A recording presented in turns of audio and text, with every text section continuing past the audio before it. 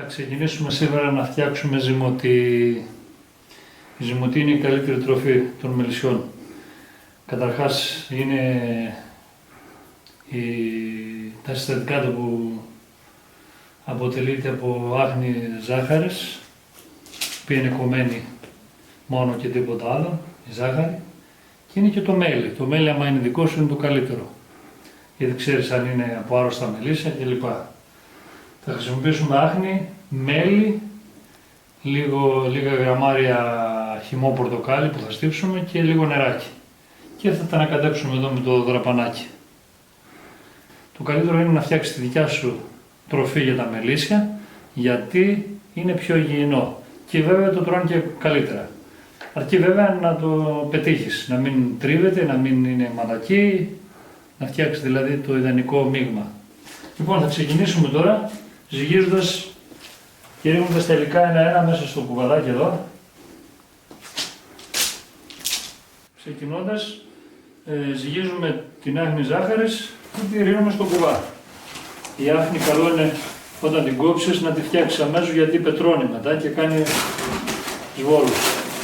Για να ζυγίσουμε 2,5 κιλά αυτό.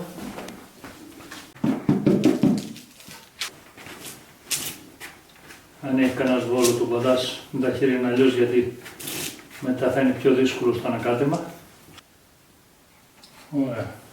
Και άλλα 1,5 κιλό είναι αυτά. Θα βάλω τα 4 κιλά άχνη για να μπορώ με το δράπανο να το δουλέψω καλύτερα και μετά θα προσθέσω όλο ένα. Σύνολο 5 κιλά άχνη δηλαδή είναι η συνταγή.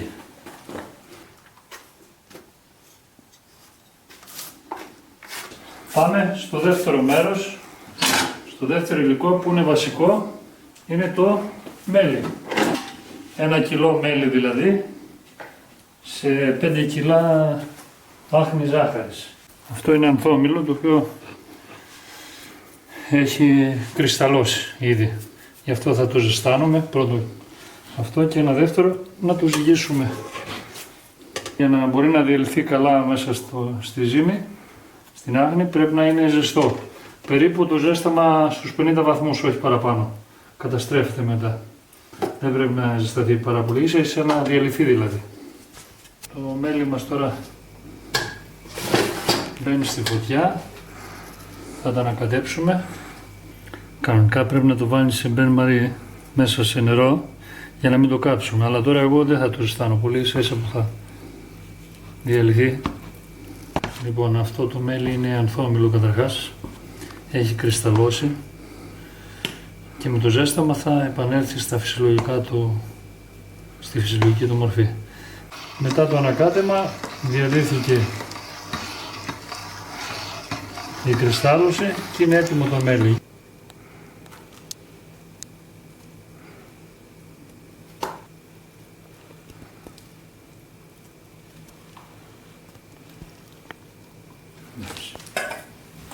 Το επόμενο βήμα μας τώρα είναι να ρίξουμε λίγο χυμό πορτοκάλι, φυσικό χυμό πορτοκάλι.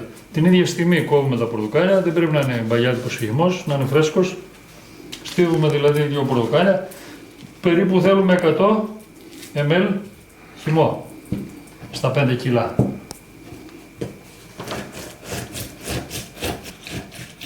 Ένα μεγάλο πορτοκάλι βγήκε 100 ml. Ίσα. Προσθέτουμε και το χυμό πορτοκάλι, 100 ml μέσα. 300 ml νερό έως 400. Μπορεί να χρειαστεί να ρίξω άλλα 100, αυτό είναι 300 ml. Και είμαι έτοιμος για να ανακατέψω τώρα το μείγμα μου.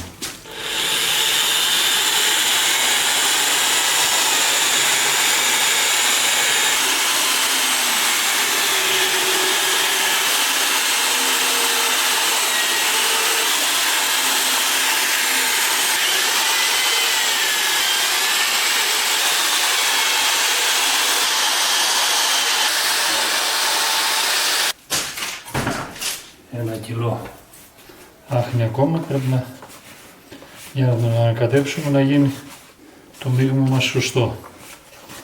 Να μην είναι πολύ ρευστό, αλλά ούτε και πολύ σφιχτό το ζυμάρι, έτσι ώστε να μπορούν να το πάρουν οι μέλισσες.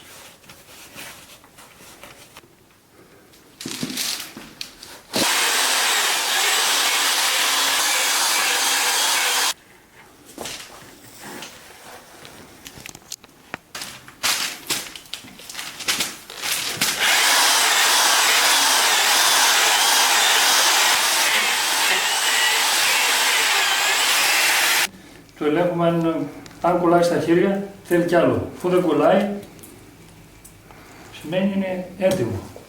Πρέπει εγώ να πάω ένα 230.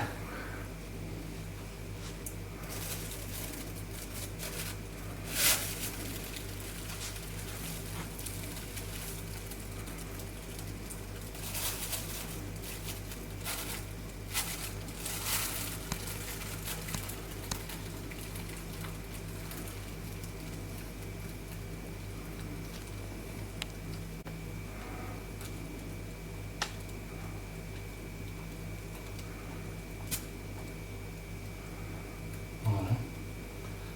20 γραμμάρια.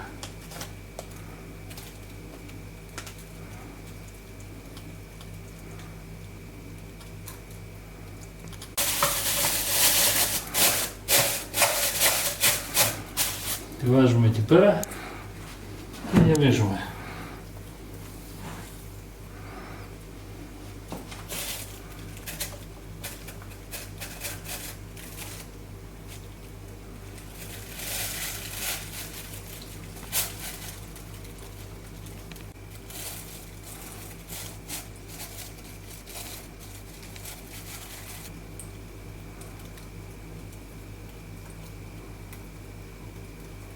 Ακριβώς.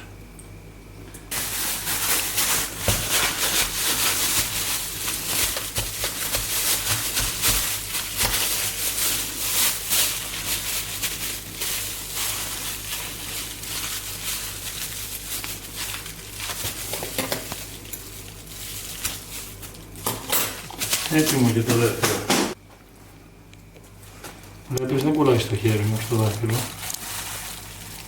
Όμως πρώτο, αυτό σημαίνει ότι είναι εντάξει. Βλέπεις. Βάζουμε και το τελευταίο ζυμαράκι, ζυμωτή.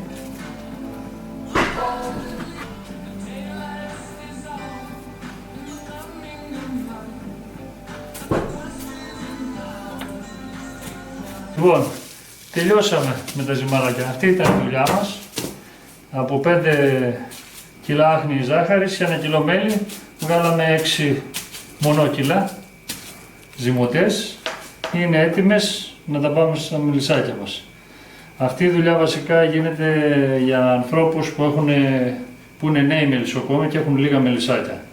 Το πολύ 20-30 μελισσάκια. Δεν μπορείς να καθίσεις να φτιάξεις δηλαδή ζυμωτές για πολλά μελίσια. Ένας παλιός μελισσοκόμος που έχει πολλά μελίσια θα πάρει και τα απαιτούμενα μηχανήματα. Εμείς με ένα τραπανάκι, με ένα κουβαδάκι, με πολύ απλά πράγματα φτιάξαμε αυτά τα ζυμάρια.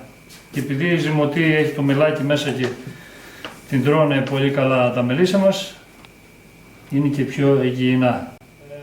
Το επόμενο βίντεο που θα δείξουμε, πρέπει να ενημερώνουμε και σε αυτό, είναι ότι θα δείξουμε την τοποθέτηση και θα πάμε μετά να δούμε πώς το τρώνε τα μελισσάκια μας. Το επόμενο βίντεο δηλαδή θα είναι στα μελίσια μας.